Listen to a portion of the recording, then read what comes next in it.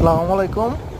আজকে আমরা যে রোডটার মধ্যে ভিডিও করতেছি এই রোডটা হচ্ছে কুমিল্লা সদর উপজেলার কালীরবাজার যাওয়ার একমাত্র রাস্তা। শহর থেকে কালীরবাজার যাওয়ার একমাত্র রাস্তা বিজিবি ক্যাম্পের সামনে।